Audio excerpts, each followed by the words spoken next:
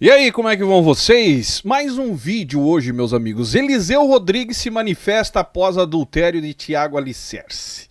E aí eu vi alguns comentários, se referindo até ao sujo falando do mal lavado, mas eu fiquei questionando com os meus botões, na verdade nem botões tenho, né, comigo mesmo. No caso do filho do pastor, o Marcos Grubert, né, filho do pastor Irineu Grubert, o caso da Heloísa Rosa, né, pra você que não lembra, o esposo da Heloísa Rosa, que, cara, fez um absurdo. Eu não vi um pastor se manifestar a respeito do assunto.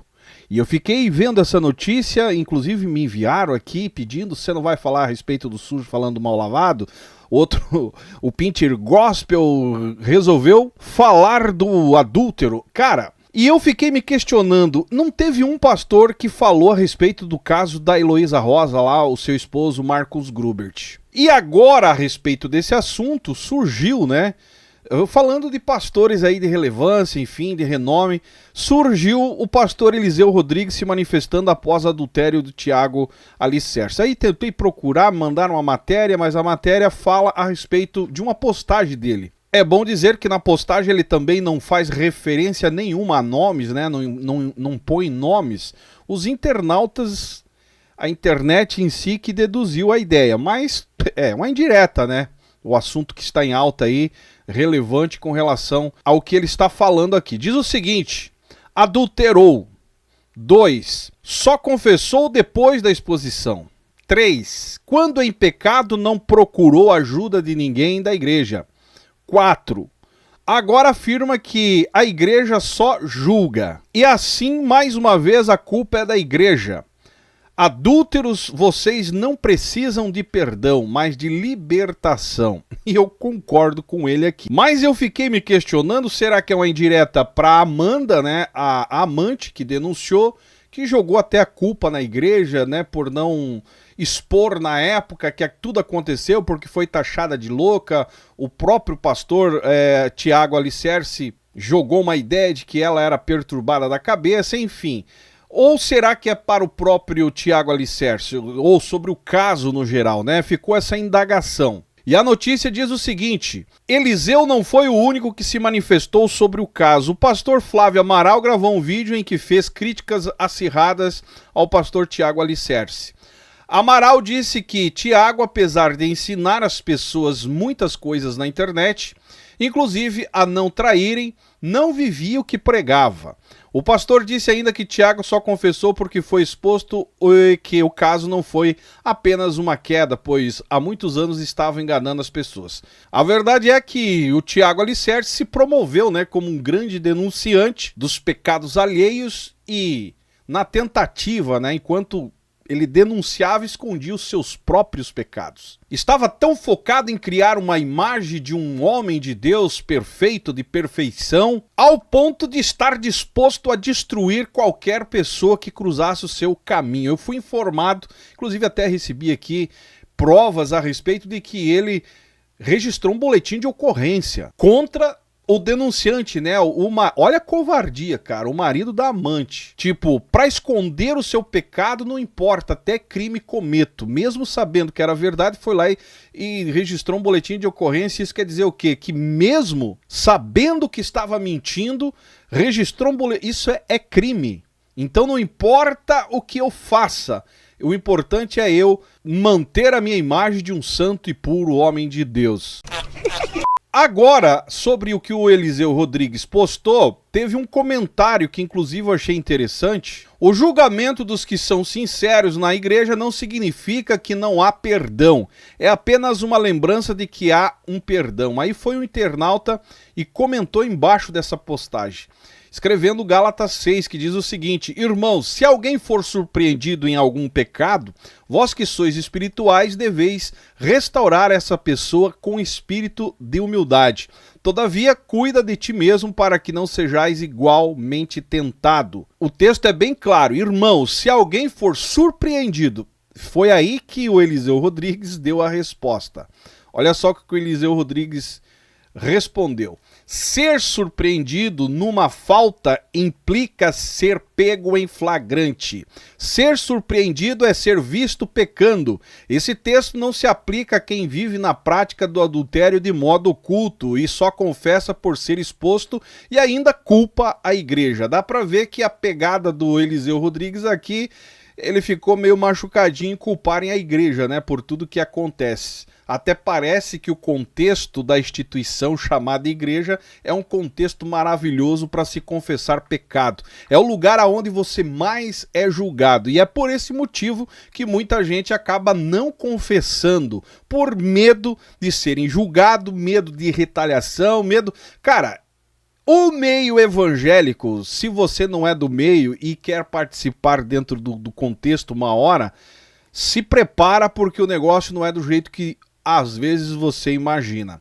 Falando-se de Eliseu Rodrigues, no meu ponto de vista aí, cara, não vejo... muita gente vê o pecado, né, do adultério como algo muito grave e deixando o mentiroso, o soberbo, o ganancioso, o hipócrita, a imoralidade na parte financeira como que se fosse algo relevante e as coisas pudessem ser tapeada e Deus aceitar. E quando o cara adultera, aí é algo que nem no céu tem um lugar.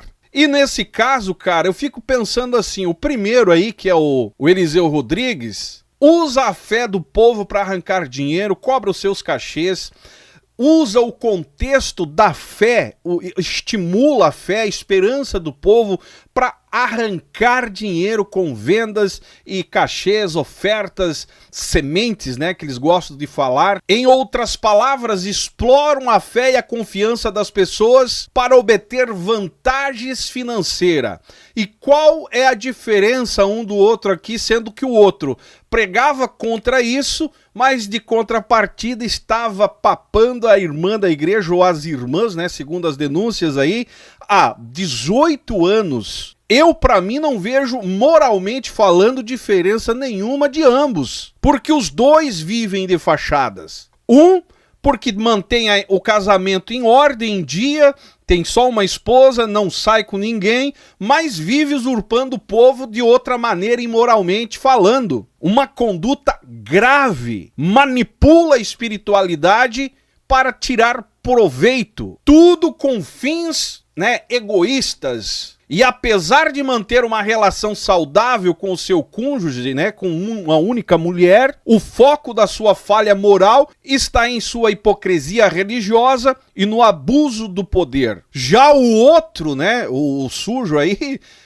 conforme me mandaram o recado aqui, que é o sujo falando mal lavado, eu vejo da mesma forma. A imoralidade no caso dele aqui, a sua hipocrisia que quebra os valores que prega, não adulterarás. As suas ações não é explorar, né, financeiramente no que tange diretamente, né, as pessoas, no que tange a fé, usando a fé, mas está tirando proveito também, arrebentando com vidas, com famílias, adulterando. Para mim é tudo farinha do mesmo saco, meus amigos. E eu sei que você vai ficar brabo comigo, vai ficar indignado, mas é assim que eu vejo, é assim que eu penso. Só porque um usa terno e gravata e tem uma só esposa, não entra na onda de que as coisas é do jeito que aparenta. O outro não usava terno e gravata, mas vivia pegando a mulher do irmão, do próximo. Tanto um quanto o outro aí tem danos relacionados àquilo que eles acabam fazendo. Ambos vivem de hipocrisia. Um usa a fachada espiritualizada da coisa para obter ganhos financeiros, às custas da fé alheia, que isso acaba intensificando a gravidade da sua ação dentro do contexto evangélico. E o segundo, né, aí o tal do Tiago, embora hipócrita total, não chega a manipular, né, a fé alheia para obter essas vantagens espirituais. Mas para mim, ambos traem os princípios e éticas morais que deveriam defender, mas decidem viver uma vida um apontando o erro do outro. Pelo amor de Deus, cara. No meu ponto de vista, os dois, no caso aqui, lógico que não tem comparação os erros um do outro, mas no meu ponto de vista os dois aqui, moralmente, a conduta, né, dos dois é moralmente reprovável, porque um se beneficia financeiramente para obter lucro e se empoderar diante do seu público evangélico, dos seus fiéis que os seguem, estimam, e o outro também busca viver, né, uma vida diante dos seus seguidores como um homem de uma conduta ao ponto de levantar, apontar os demais,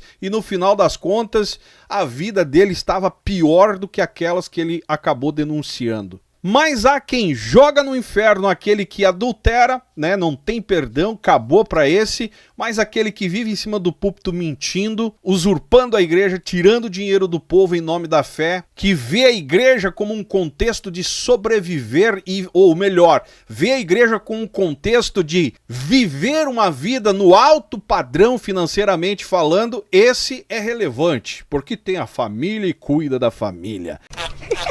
Pra mim são tudo hipócrita, farinha do mesmo saco. É isso que eu acho. Para vocês que pediram para comentar sobre esse assunto, agradeço a cada um de vocês. Deixe seu comentário aí embaixo se você concorda comigo. E lembrando que essa comparação que eu acabei de fazer aqui envolve nuances éticas, morais mais complexas, já que ambos têm ações condenável biblicamente falando. E se você duvida de mim, vai ler a Bíblia, e mesmo lendo a Bíblia e analisando a vida de todos, a ação de todos eles, você ainda ficar estimando um como seu herói gospel favorito, aí eu te digo, meu amigo, rasga essa Bíblia, joga no lixo e vai viver a sua vida, porque o dano lá na frente é menos e você não vai ter comprometimento. Pelo contrário, você é cúmplice do erro daquele que você defende, paparica e estima como seu herói gospel. É bem claro, um é religioso com amantes, mas sem exploração financeira, e o outro é visto como um grande príncipe pregador do evangelho que usa a fé para o único propósito: se manter e sobreviver em cima do dinheiro suado do povo. É isso que eu acho. Deixe seu comentário embaixo, me segue nas demais redes sociais, e esse é o canal Fala Zay. Estamos juntos por um Brasil e um mundo melhor.